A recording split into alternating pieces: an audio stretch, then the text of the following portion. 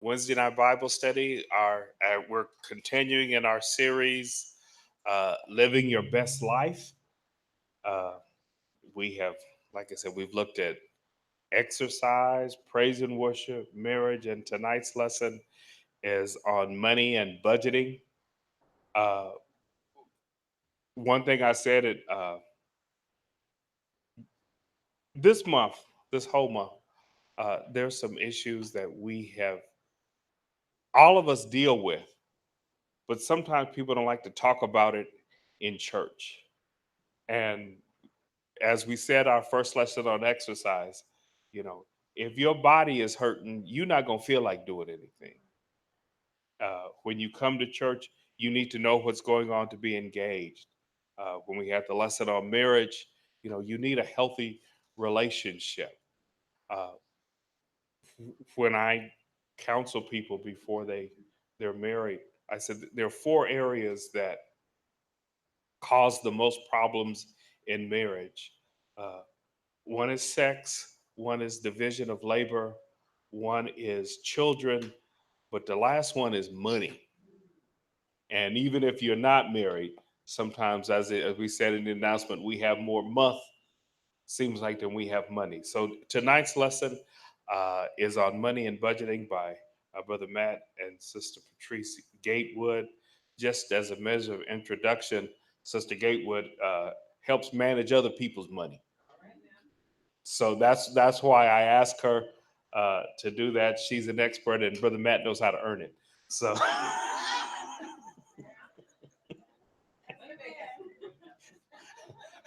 so if he make it, she manages it. It'll all do well. Amen. So let's receive them this evening. Amen.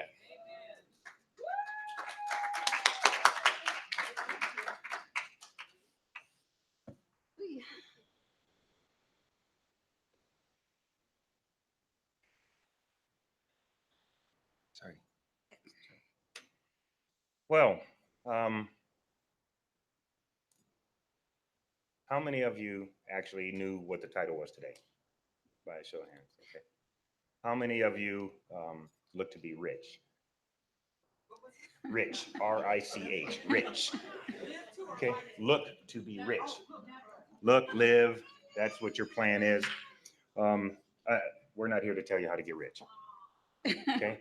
Um, what we are here to share with you is some things that work universally in how to manage your money and how to keep track of your money, and then um, how to approach your financial life. Those are two different things. Okay? But we're going to start off with prayer because nothing that we've obtained or had the opportunity to experience has been on our own accord. Mm-hmm. And we'll talk about that a little bit later. Uh, so if you don't mind, you can stand, bow your head, whichever you feel comfortable with. Dearly Father, we come boldly before your throne. We thank you and praise you for this day, dear Lord. We thank you and praise you for the opportunity to come before your people, Lord.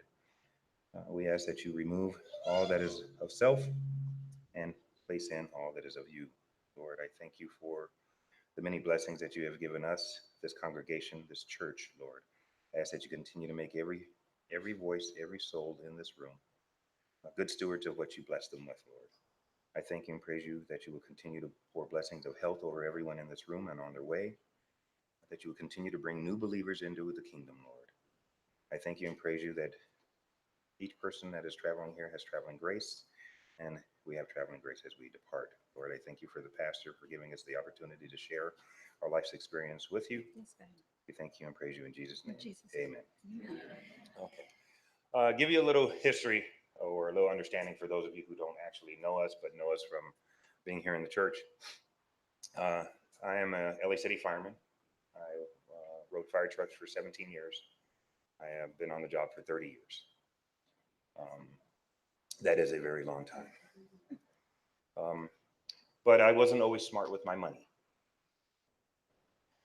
It took a divorce, and then it took the Lord blessing me with Patrice to kind of help me see where I was misappropriating my funds. Uh, so we'll talk a little bit about that. Patrice as Red Winston says, helps people with a lot of money manage that money, because what you do with your money is not indicative of how much you make. It's an attitude and it's an approach, because you can have lots of money or no money and be terrible at managing what you have, or you can be very good at it. Mhm. So some topics that we will cover, I say we meaning she, determining your financial status, how to determine that status, calculating that status, awareness of your expenses, basic liquid funds, credit impact, your retirement and how to get there, tax planning, and protection from fraud. Okay, with that, your turn. Yay. Okay, so I want to start with asking yourselves, how much do you really have? At the end of your month or at the end of your pay period, after you've netted out everything, you've paid everything, what do you really have? And so if you don't know what you really have, we're going to talk about how to get to that number. You're either one of three things. You're either a wage earner, you're self-employed, or you're retired or on some sort of fixed income. And we'll talk about fixed income a little bit later. So the difference is, if you're a wage earner, you get a W-2 at the end of every year. Your employer calculates how much taxes were withheld from your paycheck and how much you really grossed out at the end of the year. If you are self-employed, you get none of that, unless you're so self-employed that you can pay yourself. But that's the two differences between somebody who is self-employed, who earns money, and there is no taxes that are withheld. You're responsible for that on your own. And a wage earner is somebody where the employer comes in, removes those taxes, and then you get a W-2 on 12/31 of every year. So the next thing is, have you considered what your monthly expenses are? Now, sometimes those things can fluctuate, but overall, they should generally stay the same. Your rent and mortgage is probably the same. Your insurance for your car, your health is probably the same. So those are things that are fixed and they don't change. They don't waver. Your utilities may waver, but you can generally average what your utilities are. HOA fees, normally the same. And some other expenses that you'll know that are generally the same. But there's things like meals and entertainment. There's things like gas is always changing because the cost of gas is changing. What you spend on groceries every month, that changes as well. But we can get a nice average of those things if we figure out what those expenses are on a monthly basis. But you don't know until you figure it out for yourself. How many of you are on a fixed income? And when I ask the question, I really don't mean, you don't have to raise your hand, because I know people get sensitive when they start talking about money and their financial status. It's kind of a rhetorical question. There's two thoughts to fixed income. There's the financial industry, fixed income, retirement, disability, things like that. But for us that go to an employment age, your job, thank you. 9 to 5. Your 9 to 5. If you don't have an ability to generate additional funds, you should be living like you're on a fixed income, because it doesn't change. So that's the difference between what the financial industry looks at you and how you should look at yourself. If you have the ability to generate additional funds through some other form of investment or anything like that, then you're not on a fixed income, because you at any moment can change your financial status. Okay, so now that we know what those three different things are, we have fixed income, wage earners, and self-employed.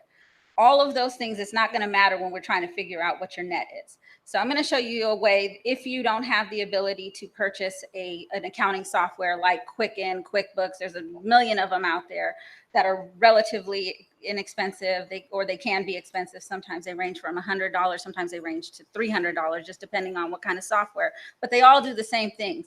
But if you don't have the capability to purchase an accounting software, you can use what you have. We all have Excel, and Excel works just the same way. It's very user friendly, and I'm happy to go over it with you if you guys have any questions. But that's what I want to show you, because every financial institution imports and exports into Excel or some kind of software. So the slide that you guys see, that you guys have copies of, where did the clicker go? Oh. You're going the wrong way. I went forward. So as we show you, these people are wage earners, and there it is. So if you look here One on job. this slide here, these are just some of the various financial institutions that will export your monthly expenses and income into Excel. And the reason why I want to show you this is because it's that simple. So if you go to, let's say, Chase Bank, and you go into, hit the next slide for me. You log into your selected financial institution. There is always going to be a place for you to download your statement. You can download that via PDF, or you can download that in Excel. So you're going to go to download transactions.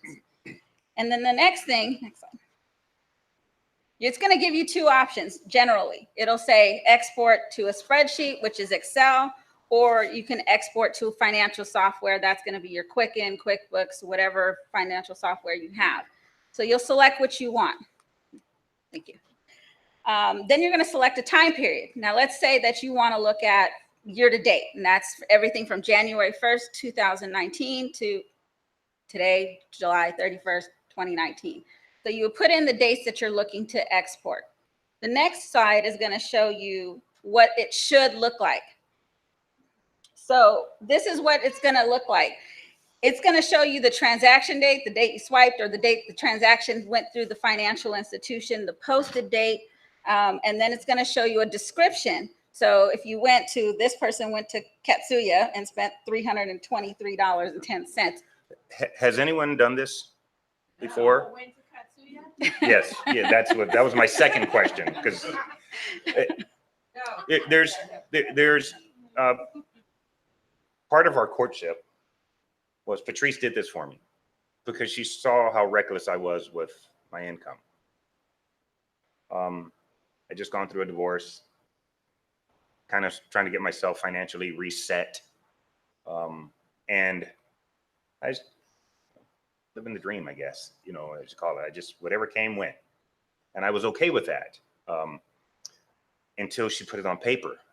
And when you see what you are financially, and I say what you are because I'm talking about myself, irresponsible financially, had the ability to do pretty much what I wanted to do, but I was wasting it. Mm-hmm.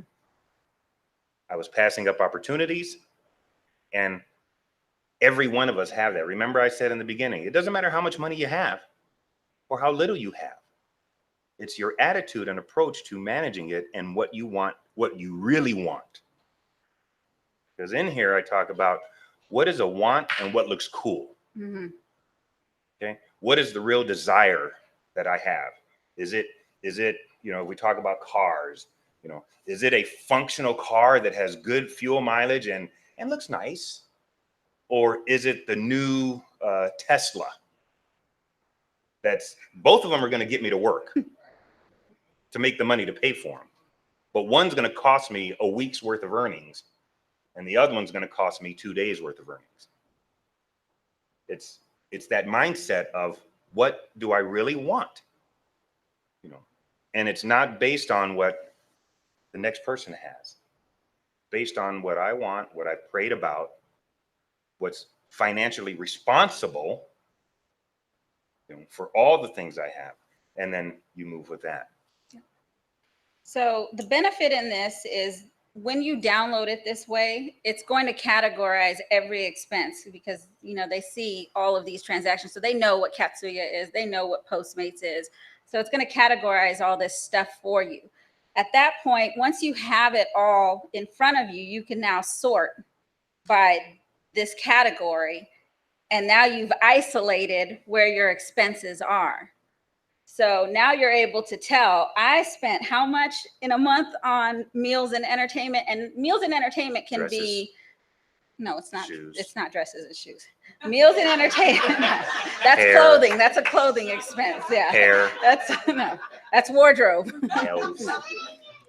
No. So meals and entertainment is going to be your Starbucks runs. It's going to be your donut runs, your McDuckies. It's going to be all of that stuff that you're going out and doing that you don't think really costs that much at the time, because it only costs you $3 for that cup of coffee.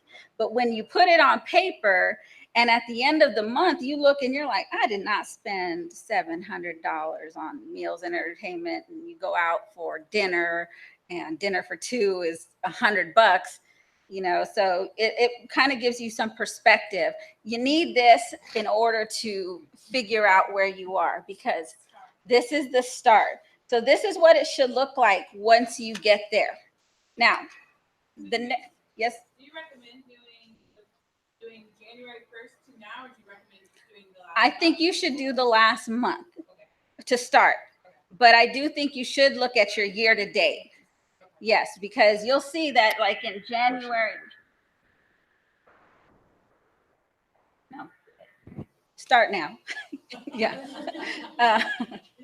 Yeah. So you want to, I know I lost my thought. Oh, sorry. You want to start now. And the reason you want to start now is because, one, that the first couple trial runs to get this set, you'll probably I forget remember. some things and things like that. But you want to already have an established pattern. You never want to start a fiscal year, or if you're using a calendar year, with that day. Mm-hmm. You want to start at least 30 days before or a quarter before. At So minimum. you start to establish what you're doing. And then when you hit that first month, you already know, and you can make some changes, little changes. Starbucks, $5. Mm-hmm. I love it. I do it still. I don't shy away from it. And we'll talk about living your current life. And I say that because we know we all have an afterlife, right? We do, right? Yeah. Okay. If anybody not know, just let us know now. Okay. But your life here, you have to enjoy. Okay. And the pleasures of what God gives you. I didn't say the pleasures of the world. I said, and the pleasures of what God gives you. You enjoy that. You don't not experience that because you're trying to leave something behind for someone else. What you leave behind is what you instilled in them while you were here. The rest is insignificant when you're gone. I was just going to add to that once you do that, once you take a look at your year to date, you'll start to see patterns, and you'll see that, in February, I spent way more on meals and entertainment, and you'll be able to isolate those things. You'll be like, oh, well, it was baby's birthday, so we spent more money there, and you'll see the patterns. So I think it's important that you do that. But looking at this budgeting scenario that I put together, and mind you, I just made this up, and this is based on a household income of $7,500 a month. Okay. These are what ifs. So I'm going to show you the what if in this. If the household makes $7,500 a month. Net. Right. Now, they've tithed their 10% of that $7,500 per month. That's $750 off the top. Okay. Now, they've got a mortgage. You can see it here. They've got homeowners insurance, HOA, a car note. I went aggressive on the gas because of the cost of gas right now. Insurance, utilities, health insurance, groceries, children expenses, meals and entertainment, clothing. And your net is backing out all of those expenses in the month. You now have $1,155 after that $7,500 you've earned. Now, what if you took, let's say you get paid twice a month, and you took $250 of every paycheck and put that into your savings account? That's crazy talk. That's $500 a month that you've now stashed away. In addition to that, you've also given yourself an allowance of $100 to do with how you please. For some of us, we like to get our nails done. We like to go to Sephora. So you give yourself an allowance to be able to do those things without question, and you're still enjoying your life. At the same time, you're also saving. There's a couple things on here. The allowance. Without getting too into what how we manage here, I have an allowance. And it's literally that. It's an allowance. Through the management of the funding, men out there, you have to have something, because the women are going to have it, regardless to how you look at it. They're going to have it. But you have to have something. You have to have your money, and people call it funny money, fun money, all these different things. Whatever it is. Blow money, right. It's money that doesn't affect the household. And it has to be calculated based on what doesn't affect the household. If it's $50, then it's $50. But it's whatever doesn't affect the household. Let me tell you the benefit that I have that benefits Patrice if I get that. Because we went for a period of time that we were working on stuff that I didn't get it. She doesn't get surprise gifts. And the marriage ministry talked about the gift doesn't have to be $1,000 gift. But if I don't have $5 that I can go run to the store and buy a two something, whatever the things are in the market, flour, I might be talking to, and it's 15, I don't know. But if I can't go get that without her seeing the charge, I don't feel the same. I used to tell her all the time, I'm a better boyfriend than I am a husband. Because a boyfriend, you didn't know what I had. You didn't know when I was what I was going to spend. You know, I could do stuff in my house that you didn't know I was doing until you came over, and then it was a big surprise. But you have to have that money, one, for a peace of mind. For us to have a peace of mind that I don't have to go, hey, can I get $100? Or I don't have to go swipe and go, oh, I wonder if I'm affecting the other stuff. It's carefree. We have to have that for ourselves, and then we have to have that for the home. As a retiree on my Excel spreadsheet, yes, I have one. Everything's on there, including myself. I pay myself every month. That is my savings. Even though I'm retired, I still save. You should, Okay. yeah. And okay, her statement or her question was on the on the Excel sheet, she has a line item that pays herself. Okay, and that's part of it. You have to. That was the same thing. And some of these are universal, single, married. You know, you have to have money that you say this is for me to do whatever I want with. But it ends at that dollar amount. Something else we do. Can you talk a little more about, just a minute, wait for the microphone. Oh.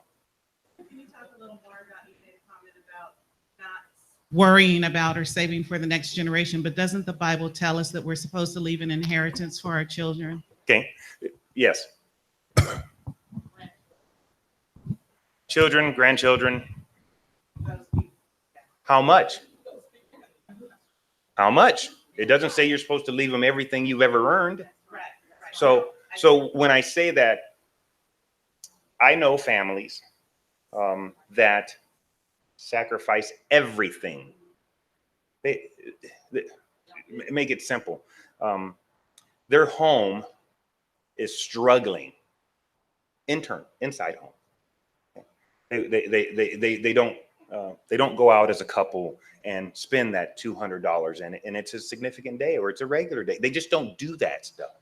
And they go, oh no, got to put it in the bank, got to put it in the kitty, got to save it. And then they end up passing away. And is there an inheritance for the kids? Yes. And from my life experience and work experience, I'm going to be brutally honest with you. That's all they end up worrying about. How much money did grandma leave? I'm gonna take 2 seconds to tell you a big story. I went on a call years and years ago up in the Hollywood Hills. Okay, the family bought the home. It was less than $30,000. Think of the Hollywood Hills. Less than $30,000 to buy a home lot out there. The gentleman, the wife was telling me, because the husband was gone already, he used to have to walk home because there was no road leading up to his house. So he took his little clunker car, you know, the old cars that they have, parked it down at the bottom of Sunset somewhere, and then walked up over a mile to get home.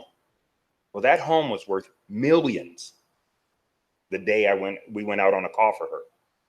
Beautiful home, upgrade, everything you would think a home would have in it in the modern day. You know how many visitors she had from her kids and grandkids? Almost zero. And she said, they're all waiting for me to die. Okay. Now, I'm not saying that that's your kids or your grandkids or anything like that, because we're filled with the Holy Spirit, and our children aren't going to do that. Right? But, there was a sacrifice that they had made in investing in this one item, thinking that this was the legacy they were going to leave behind. And what was missing? There was no legacy. The children never came to see them. Your true legacy is what you instill in those children and grandchildren that make them want to come see you. Mm-hmm. That's where the real value is. And this helps. But my personal approach to it is there's going to be something in the kitty for them. Help them through the sorrow of the next couple weeks, months, years, whatever it is. But I'm not going to not live my life today for that. I'm not going to let Patrice not get her hair done and her nails done and the things she likes to do that make her feel good, that make me feel good, that make us good. We're going to live in today with responsibility.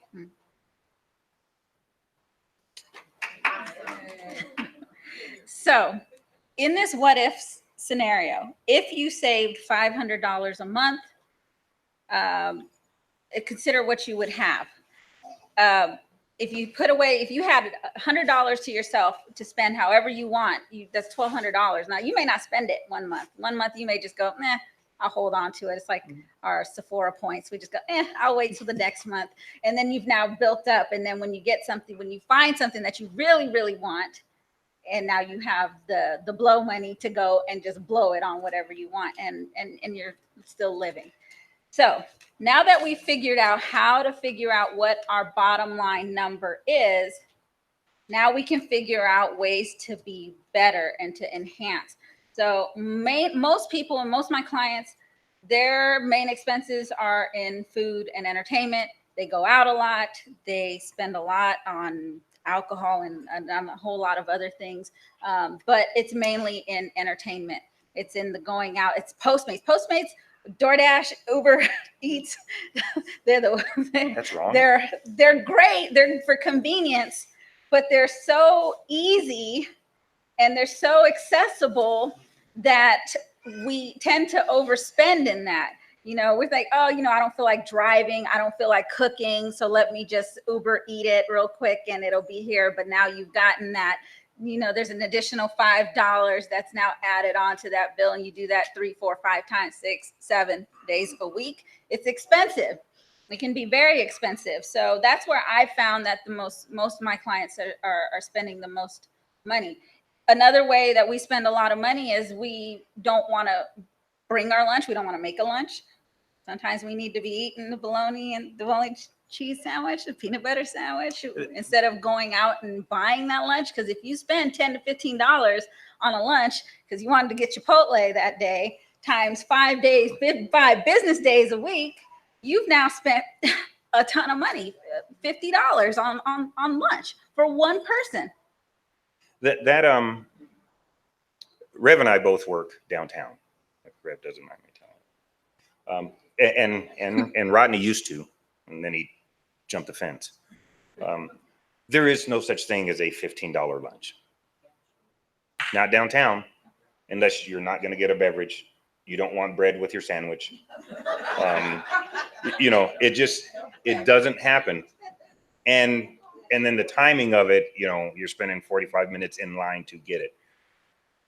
When I looked at that, start with my coffee, my Starbucks coffee, and then you got to get something to eat with your coffee because it's crazy to go there and not. So you're into $15 there. Then you go to lunch, and your lunch is $20 easy. Okay. Then on the way home, you got to have something to snack on or, drink while you're riding home. And there it is again.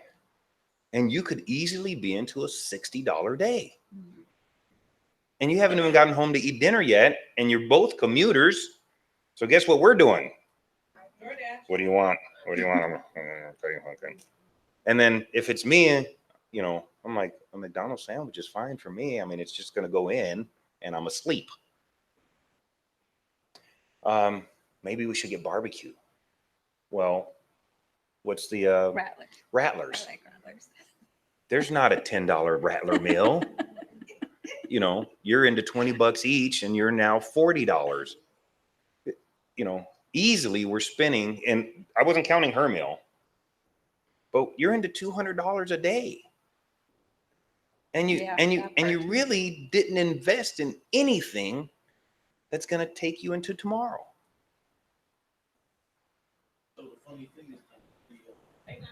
The funny thing is the leftovers are free. So if you slap the leftovers from dinner in a plastic bucket and slap it up, then you call it a day, a paper bag, which is funny because you're just spending $200 a day. And if you don't write it down and you never look at If it, you never look see at it right. Mhm. And I grew up on leftovers. I grew up on leftovers, and for me, everything that you cook the night before tastes better the next day. Period. If it was home cooked and there was love thrown in it, that love gets stronger in the refrigerator. I don't know how it happens. I don't know how it happens. And I'm gonna tell you a little secret that I have. I think food that, this might be off the subject a little bit. Food that was left over, put back in a pot and warmed on a stove is crazy good. Microwave is, oh, it's good. But put in a pot or in the oven, I don't know how it happens, but it becomes really good. But yes, I'm a leftover eater. I'm the only one in my house that is. Okay. So that $200 for us was a complete waste. Mhm. That was a shift we made. I now look in the cabinets, look in the refrigerator. I will grab whatever everything we put for overnight storage is in a Ziploc. Why? Because I can easily grab it, throw it in my lunch pail, and go. And I use a paper plate when I get there. So that it works, and it is a significant change. Does it take some discipline? Yes. Does it mean that I never go out with the people in my office to eat lunch? No, it doesn't mean that. I sure do. I sure do. But I regulate when I want to go and when I don't. And then I regulate what I'm going to order, always keeping in mind, though, that I am going to live in today Mhm. with the blessings that I receive from God. Okay? So if I do go out and I want to have crab cakes, I'm going to order crab cakes. But I know this crab cake, if I continue to do this every single day, my true desire of the vehicle you see out there can't be in existence. Hmm.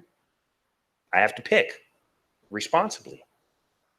We all have to pick responsibly, but you find what you like and you take advantage of it. Mhm. Does your crab cake come out of your allowance or does it come out of your net? My crab cake for me comes out of my allowance. Okay? Because in my scope of purchases is this. So if it's not on that sheet and it's only in that, there's no lunch expense up there, Mm-mm. because that would go crazy. Everything would get thrown into lunch expense if you don't itemize. And sometimes you can have a million items on this. Okay. If you don't itemize it, guess what? There's a miscellaneous expense that will be out of this world. Yeah. Because everything will, oh, that's miscellaneous. Oh, that's miscellaneous. Oh, that's miscellaneous. No, it's not. It's a regular purchase. It's a regular item. You have to keep track of it. Mhm. Some things. Go ahead. Some things we talk about. That's how you record it and track it. Okay. And how you set up yours, you have to talk. One thing that's not on there is, so I have my allowance and she has the money. Okay. But I'm doing something for the house. She's doing something for the house or for an event that we're having at our home. And how much money is too much money? How much money is too much money to repair the patio? So we have an agreement. There's a set dollar amount that we agree upon that if an expense hits that mark, we have to talk. And sometimes that talk has to start with prayer, because I might be very emotional about what I want to do. Mhm. She might be very emotional about what she wants to do. So We have to pray about it. Then we talk about it when it hits that dollar amount. Okay. Everyone's dollar amount is different. Okay. Every couple's dollar amount is different. If you don't have to negotiate that with someone else, you better be negotiating it with God and making sure that it is the right purchase for you. It's the right investment for you. So there's multiple accounts. Okay. And find the banks that have free accounts. Don't pay somebody to hold your money. That's ridiculous. I don't care if it's $2.50 a month. That's $2.50 you should be keeping yourself. If they don't want to take your money and hold it for free, find someone else. That's a waste. Okay? So you have your daily operational use account, which is very much like this. Okay? All these items are in that account. Okay? That's where that money goes. And on average, she can tell you what it's going to cost us for electrical in the summertime. It's going to be different than the wintertime. You know, and then gas in the winter, different from the summer. So, and hopefully they're kind of doing this thing. The utilities are the same. They're just switching who you're paying. Right. Because you're not leaving your air conditioner on when you're not at home, you know, and you're not heating the house when you're not at home, within reason. You know, you don't want your house to get 100 degrees. You guys, you'll kill every plant in there. If it gets 80, you'll kill every plant in your house, you know, and it's not good for everything else in the house. Keep your house at a steady temperature. That's why even some of these buildings, they keep a steady temperature in there so it doesn't destroy everything else. When you walk into places and it's got kind of that funny smell to it, it's not that they're funky, it's that they let their house get too hot. You know, and all this stuff starts permeating from it. So On my line items, I even put. you're really good at On my Excel sheet, on my line items, I even put my AAA. Whatever is going out is on that sheet. So I have my gross and my net. I know what my bottom line is every month. Exactly. Every item you can think of that is a regular item should be on there. If it's school tuition, if it's college tuition for your children or your grandchildren, it's got to be on there. Everything you spend has got to be on there for you to understand where you sit financially. Now, there's a terrible thing about knowledge. If you do nothing with it, it's a waste. So if you put that on a sheet, be willing to make a change. Okay? Don't put it on the sheet and go, oh, that was fun. You know, because you don't like what it shows you.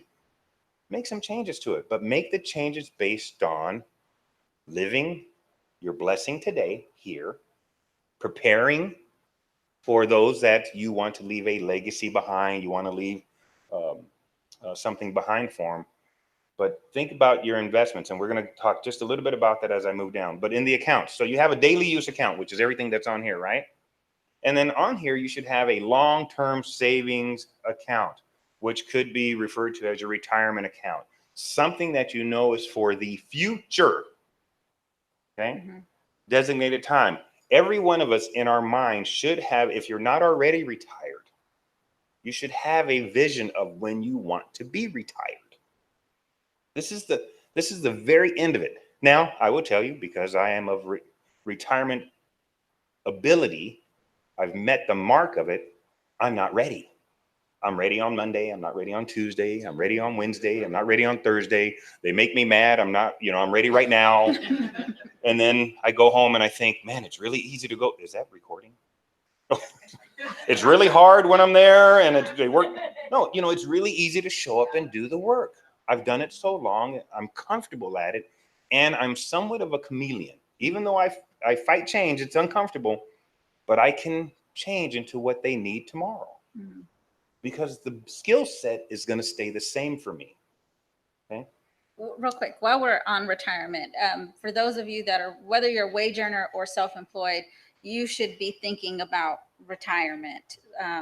If you're a wage earner, you should have an IRA, a 401k, something where you're putting in that money because it's non-taxable. So that money that they're pulling out of your check, that comes before taxes. So you want to put that money away. For those of you that are self-employed, you want to have a SEP IRA, and that money gets set aside, and it's a nice tax write-off depending on how much income you make. is how much you can contribute to that every year.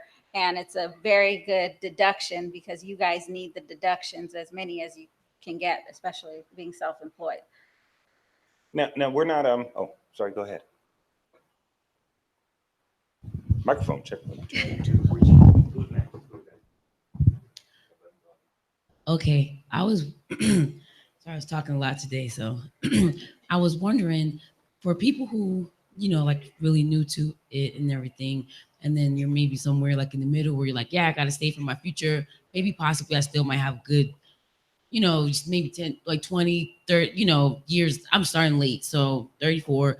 But if like, let's say if one of my goals is maybe like to own property, like is there any ratio where it should be like, hey, like the bigger future is when I get older and I won't be able to make the money, put the money there, or like, and then it takes longer to get to like the property, or it's like, is it segments where it's like save this much for this period of time and then, or doing both, or like how do you different like decide like I think if it's going to something really depend on important what your goals are. If your goals are to own property within like and a certain time frame? to invest in that, if you have the money down and you can sustain the mortgage and all of the expenses that go with that, then you should. And then once you've saved up enough to now carry that note and the expenses that come with that, and you have now money to do it again, well, now you've got 2 properties, and then you see that multiply. But I don't think that you should always consider having at least 4 months of your own living expenses before you go out and make big purchases. Okay, so that's an important part. If you currently, no matter where you live, what your expenses are, that would be the first thing you want to establish, and that's sustainability. Okay, we've all seen the market crash of the housing market and the stock market and all these things, and then there's just the flat out the company closed. Mm-hmm. And the failure of a company to maintain your salary, if you're depending on them, you're making a big mistake. You start pinching and cutting back. And sometimes that means for a short period of time, you have to say, my only desire financially is to build my nest. 4 months. 4 months of sustainability, because in 4 months, you can recreate yourself. If you're no longer marketable, you can recreate your skill set and what you can do. You can change careers. You can do some other form of work until you reestablish yourself. You can complete classes. And there's no trade tech that lasts longer than 4 months that you couldn't zip in and zip out. I mean, they have some of these classes that you can get through really quick, to get some income. So 4 months should be your minimum of, this is untouchable. This is how I survive during any type of catastrophic event. An injury, if you don't have some form of AFLAC or anything like that, you need to save that. You need to get that. Insurance was mentioned. Be insured, don't be overinsured. Okay? There is such thing. You have so much insurance and you're paying out so much each month that, one, they bleed over each other. And when you have opposing insurances, drop the one that you don't need. How many of us have car insurance? Everybody should be raising their hand, I know. How many of you go every year and ask for a reduction? Your car got older. It no longer has the same value, and they will drop it. Okay, if you have car insurance and you stay with the same provider over a year, call them up and say you want your car reassessed because your car is now older.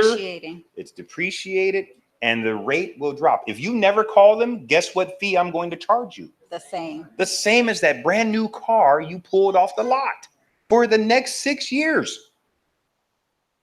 Every year they will drop that rate because your value of the car will drop. And then how do you protect yourself? If you're one of those, you can get gap insurance. Okay? Gap insurance is the insurance that will take you from your regular insurance. Will say, okay, we'll give you the value of the car, the Blue Book value. The replacement cost is what it is. The gap is to replace the vehicle. The difference between what the insurance company will give you and what it will take to buy a new car. And it's really cheap. Yes, you can get it directly through them Or through the dealer. or through a dealer, you know. Mhm. Yeah. It's only if you own the car. If you don't own the car, then you just keep the minimum because you're not going to get any more than that anyway. There's no insurance company that is just going to write out, say, oh, we'll give you an extra $2,000 to go buy it. No, they're not going to do that. They're going to look at the minimum for that vehicle and say, that's all we're paying you. And they'll total it. You guys know, as soon as your airbag goes off, your car's totaled because of the cost of the airbag. So unless that's the only thing that happened, a little fender bender and it just triggered and popped off, if you crush any part of that car and your airbag deploys, the insurance companies are going to call it totaled. And think about that. Now you're renting a car because not everyone has two cars for their stuff. You had a question, Esther. On. Sorry.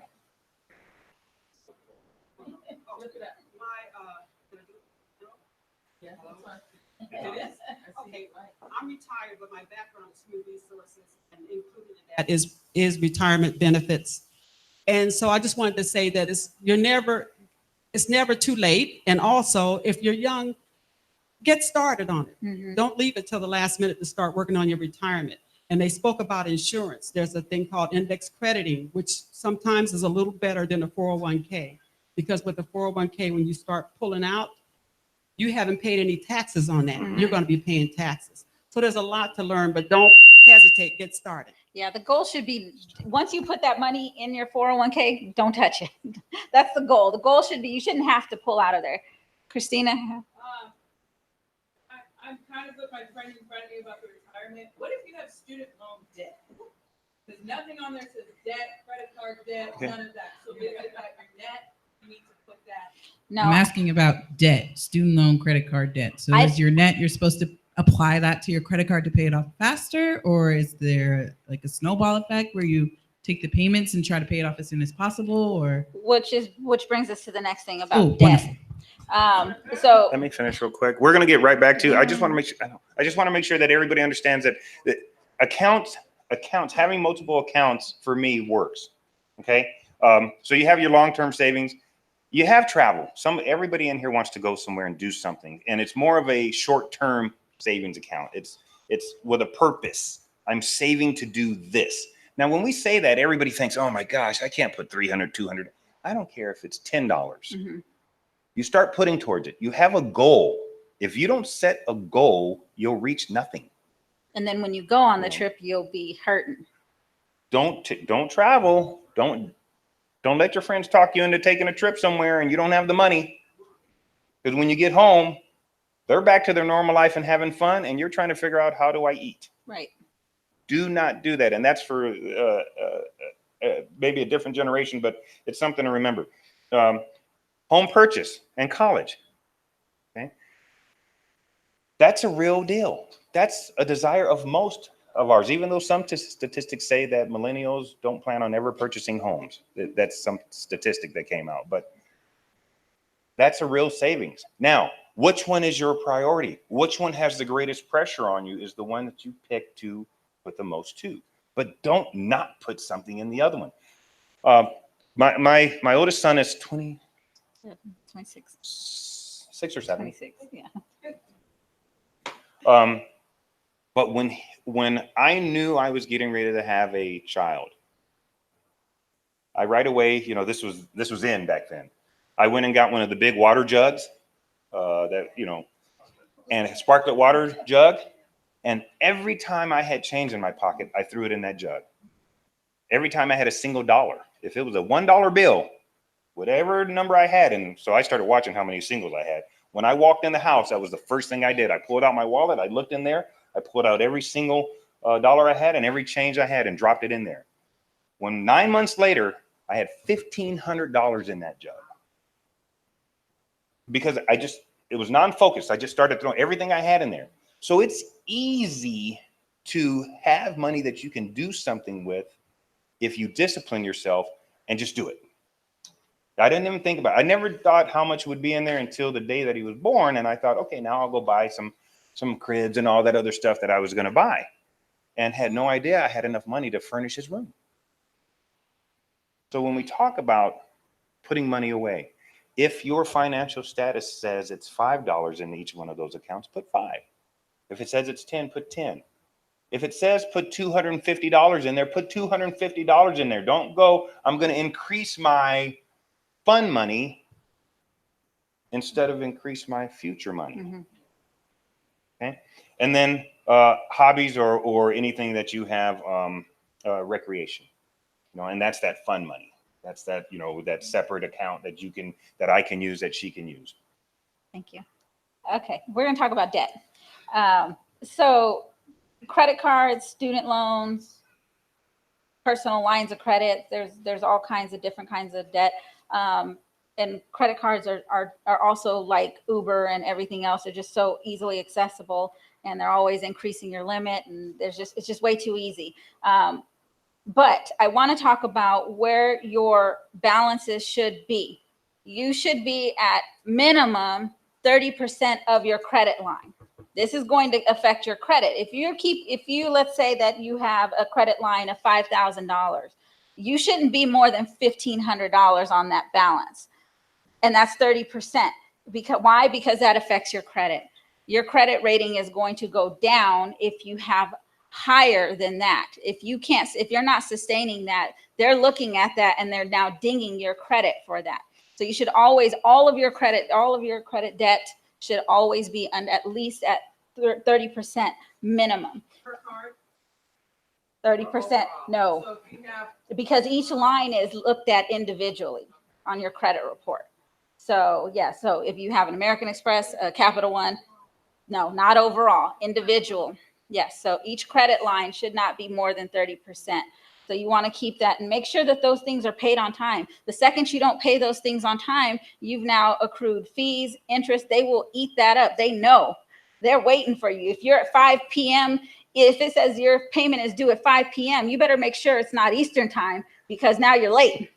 And now they've charged you a fee, and they'll do it. But what I will tell you though is, if you're consistent with your debt and you're paying your debt on time, and you slip up and you didn't make the payment for whatever reason, it's not on auto debit, whatever. If you call the financial institution and you tell them, you say, hey, you know what? I always pay this on time. Can you reverse the fees? They will reverse that fee and the interest. So, but you gotta make the phone call. They don't like to do it, but they'll do it. That's important in getting those balances down. Because in every opportunity, one of the notes I have in here is, in every opportunity, you want to use other people's money to do what you want. You can't if you never qualify. And part of your qualification is your credit score. And even if you have 5 different credit card accounts, which you don't want to, but if you do, you bring those down to 30%, your credit rating goes up. Okay? Another thing that she did, if you have bad credit right now, okay, there's credit counselors. I know people go, oh, no. They know what they're doing. It's worth spending the few dollars to have them. But I'll tell you what they'll do. They will write a letter to each credit bureau and each lender, creditor that you have out there, and they'll make them prove that you have the debt. And most time, the financial institutions will not fight it, and they'll just blow it off, and then they're forced to remove it from your credit profile. Because the law says that if they've made one error in recording your debt, your credit, they have to remove it. So 90 days, your credit can change. You can go from a low 600 to a high 700. Do you guys have any suggestions for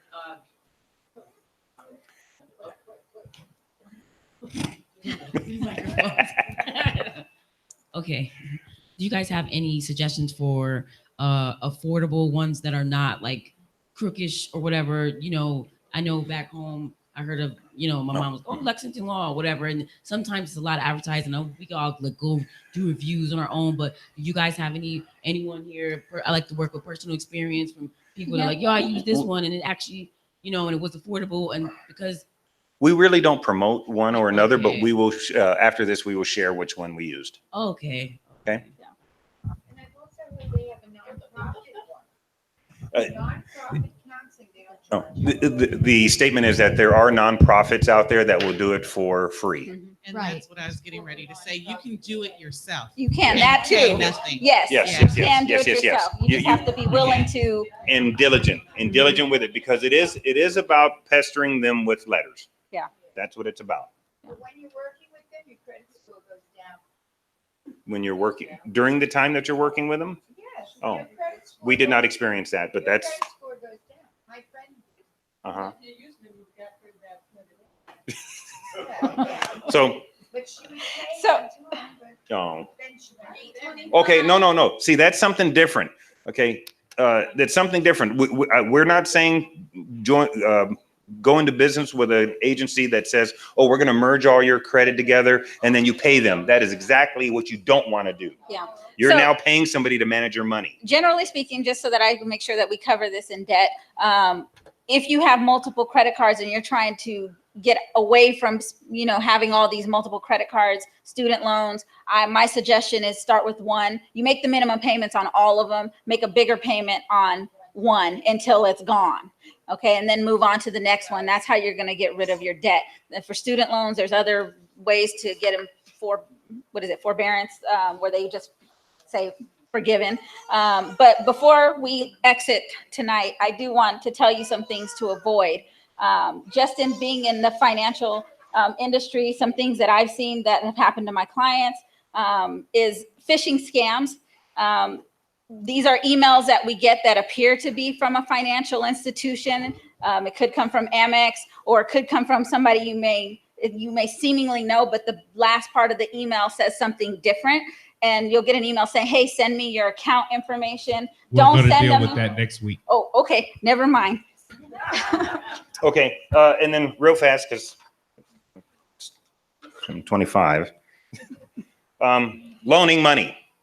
Okay. Don't loan someone money that you're not willing to lose. Period. When someone says, can I borrow? And you say yes, when you hand it over to them, just say goodbye to it. If it comes back, Lord, what a blessing. Yes. The other thing, setting money for your future. There's property. Property is always a benefit. And I know everybody goes, oh, the crisis. That a lot of the people that lost a lot of money in the housing crisis were caught in a pickle of they couldn't afford to pay for the home without the income that was joined to it. Okay. But if you had your home and you used other people's money, and that's something that we probably have to talk about separately, meaning you bought a property, you invested in that property for a short period of time, then you pulled out that equity out of that property to purchase another piece of property, okay? For a period of time there, it's like the stock. You're caught in that pickle that if something happens bad, you're going to lose all that. Never sacrifice where you live for that. Mhm. That's an investment. Mhm. Keep them separate, or your wife will be very, very upset, or your husband. Okay. And in stocks. Okay. I'm not a stock guy or anything like that, but I've been involved in it since I got hired. Okay. Should you play the market aggressively?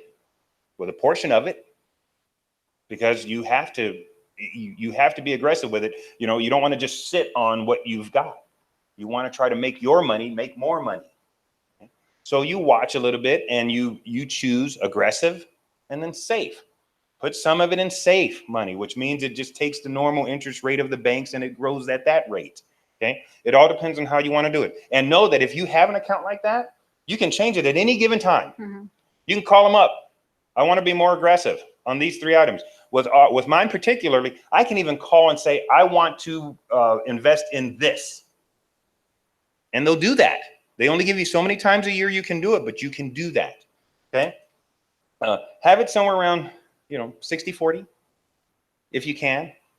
Always having a good nest to not lose your entire income.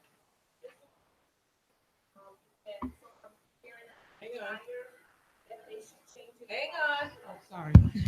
Is there a time when it's in an aggressive account, when you're preparing to retire, you should change it to more of a conservative one to? My opinion, no. You have your safe Your savings, conservative. That's your fall. Okay. But just because I'm retired doesn't mean I don't want to make more money. I still want to make money. I still want to use other people's money. You know, I want the fact that I invested in your invention to make me money. But a lot of times the money that you're using is your own. And so the rule of thumb usually is as you get older and you're getting toward retirement, you start slowly moving that money over into safe funds. Because most of the time that's the money, some of the money you're going to use in retirement. Yes, and again, this is just my thought. It's not the definite. I personally, who am getting close to it, but I'm not there. Okay.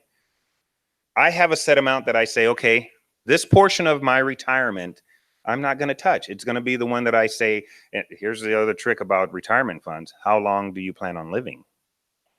Because you have to set that dollar amount for how much you're going to draw each month out of it. I'm going long? Yes. Yes, that's fine. Y'all can leave if you want. Okay, so just know that have your set amount and then still be aggressive, still be in the game, still be trying to move yourself further. Never let your financial status take over your life status, as in your eternal life.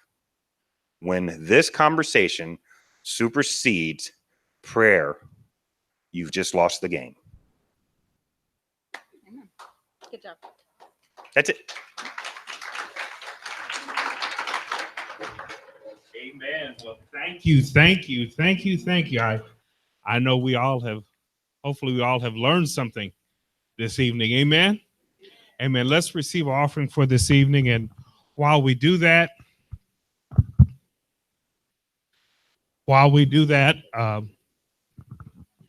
there any matters of prayer